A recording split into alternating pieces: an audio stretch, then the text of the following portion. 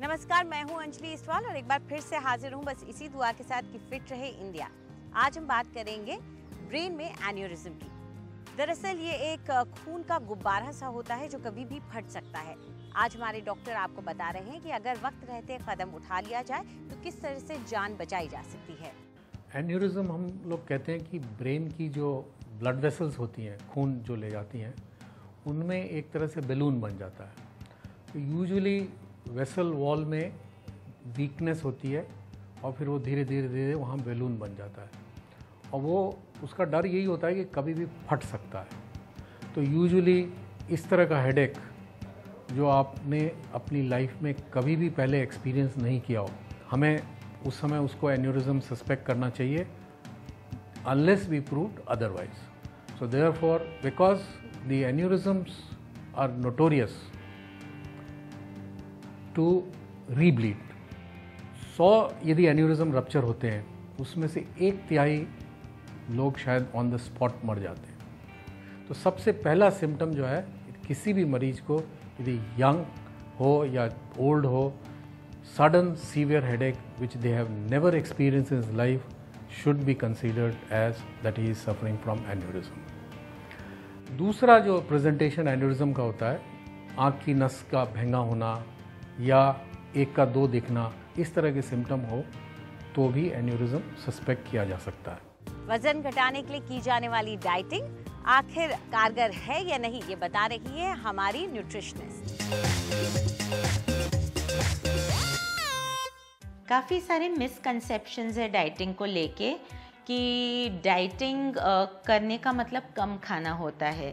कम खाने का मतलब आप कैलोरीज को रेस्ट्रिक्ट कर दो, ड्रास्टिकली क्रैश डाइट करो। इस तरह की कोई भी रास्ता अगर आप अपनाते हैं वेट लॉस करने के लिए, तो देखा गया है कि वो वेट वापस दुगुने तौर पे आपकी बॉडी में फिर आता है, क्योंकि आप इमोशनली क्रैंकी हो जाते हो, आप फेड अप हो जाते हो, आपकी बॉडी गिव अप कर जाती है क्रैश डाइटिंग से। तो ये तरीके बहुत गलत हैं। अगर आपको वज़न कम करना है, 1 महीने में नहीं होगा, 1.5 महीने में हो जाएगा, लेकिन न्यूट्रिशनली उसे कम करना चाहिए, अपनी बॉडी को समझ के कम करना चाहिए, न कि उसे अब्यूज़ करना चाहिए। तो 99% अगर आप डाइटिंग अपनाते हैं, वेट गेन होना स्वाभाविक है, लेकिन अगर आप सेंसिबली खाना खाएंगे, पैटर्न फॉलो करेंगे, किसी की गाइडेंस या हेल्प लेंगे, तो वो वेट आपका कभी वापस नहीं आएगा। तो always dieting with a sensible counsellor, ज़रूर आप उसी को ट्राई करें, ना कि अपने आप कोशिश करें। अपनी इंद्रियों को और विकसित करने के लिए आप कौन सा योग कर सकते हैं, ये बता रही है हमारी योगा एक्सपर्ट।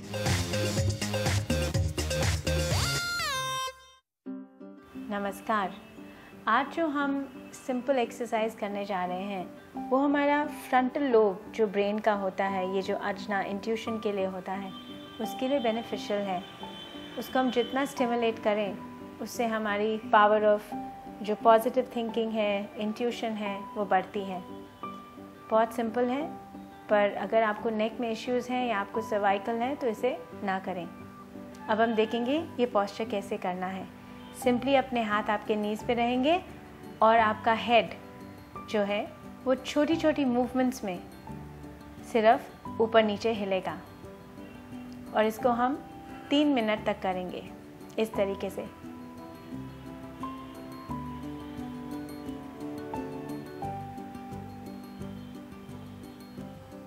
इसे आप 3 मिनट तक करेंगे और ब्रेथ आपकी ऑटोमेटिकली अपने आप बैलेंस होएगी। आप ब्रेथ कंट्रोल नहीं करेंगे, ना अपनी ब्रेथ को होल्ड करेंगे। इसे ट्राई करें और ज़रूर शेयर करें। आज के लिए इतना ही। नमस्कार। फिट रहे इंडिया में अब वक्त है नेचुरल ब्यूटी टिप्स का।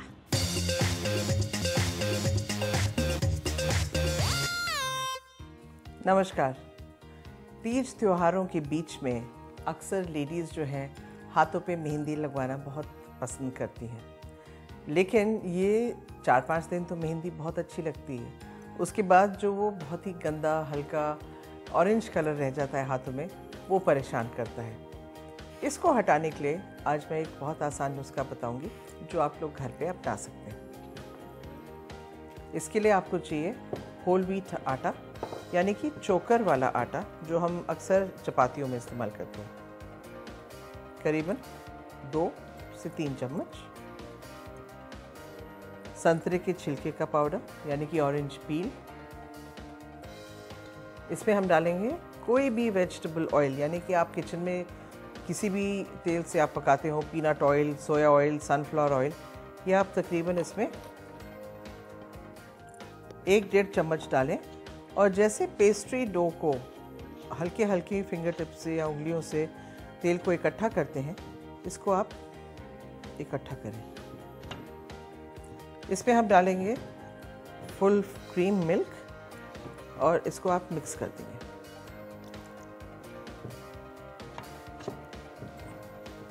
और ये जो पेड़ा है, ये इतनी कंसिस्टेंसी होना चाहिए कि आप इसका एक गोला यानी कि लड्डू बना सकें और ये दबा के पेस्ट भी लग सके। क्योंकि इसमें तेल है, ये चिकनाहट मैं आपको दिखाती हूँ कि आपने हाथों में कैसे करना है। हाथ लेके इसको आप दबा लीजिए। आप देख रहे हैं कि ये बिल्कुल हाथ के ऊपर चिपक जाता है। ये ऐसे चिपकना चाहिए कि इसका जो मिश्रण है गिरना नहीं चाहिए। और स्किन के ऊपर एक लेप गाढ़ा सा बना के आप इसको लगा दीजिए। इसको कम से कम 15-20 मिनट आप छोड़ दीजिए और आप देखेंगे कि हाथ में बहुत ठंडक महसूस होएगी। अब इसको कम से कम 10-15 मिनट छोड़ के आप इसको हल्का हल्का स्क्रब करेंगे। जितना आप स्क्रब करेंगे उतनी ही जल्दी आपके मेहंदी के जो मार्क्स हैं वो निकलते जाएंगे।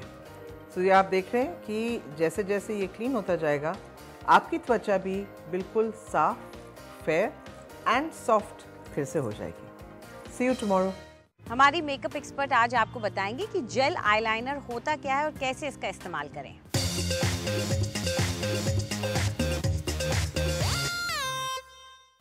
आजकल जेल आईलाइनर्स बहुत ही पॉपुलर होते जा रहे हैं और सही भी है, क्योंकि इसके बेनिफिट्स ही कुछ ऐसे हैं। तो चलिए जानते हैं क्या खासियत है जेल लाइनर्स की। जेल लाइनर्स जहां इजी टू यूज़ हैं, इनकी ब्लेंडिंग भी बहुत ही अच्छी होती है। इसे एंगुलर ब्रश के साथ यूज़ किया जाता है। बस सिंपली प्रोडक्ट पिक कीजिए और अब देखिए हम इसे लगाएंगे। इसे लगाने के बाद इसे सेट होने देते हैं तकरीबन 30 to 40 सेकेंड्स तक। अक्सर वर्किंग वुमेन इसे इसलिए प्रेफर करती हैं क्योंकि इसकी लास्टिंग बहुत अच्छी है। वो बार बार टचअप तो कर नहीं सकती, तो इसे लगाने से उनकी प्रॉब्लम एकदम रिजॉल्व हो जाती है और ये दिन भर खूब फ्रेश रहता है। तो देखा कैसे ये बिल्कुल टच से मस नहीं होता और लास्ट करता है। यही इसकी सबसे बड़ी खासियत है। लेकिन एक चीज़ का ख़ास तौर से ध्यान रखिएगा और वो है कि जैसे ही आपने इसको लगा लिया उसके बाद इसकी लिड लगा दें और इसे कवर कर दें। अदरवाइज़ ये एयर से एक्सपोज होकर के एकदम सूख सा जाता है और फिर आपके किसी काम का नहीं रहेगा। आई होप आपको जेल लाइनर्स के बारे में ये इन्फॉर्मेशन पसंद आई हो। Thank you. फिट रहे इंडिया में फिलहाल इतना ही। आपको हमारा कार्यक्रम कैसा लगा हमें ज़रूर बताएं। आप अपनी राय हमें ईमेल कर सकते हैं fit@ndtv.com पर। चाहे तो आप हमारे साथ ट्विटर पर भी जुड़ सकते हैं। इस्तेमाल कीजिए #फिट रहे इंडिया। फिलहाल पूरी टीम को इजाज़त दीजिए। नमस्कार।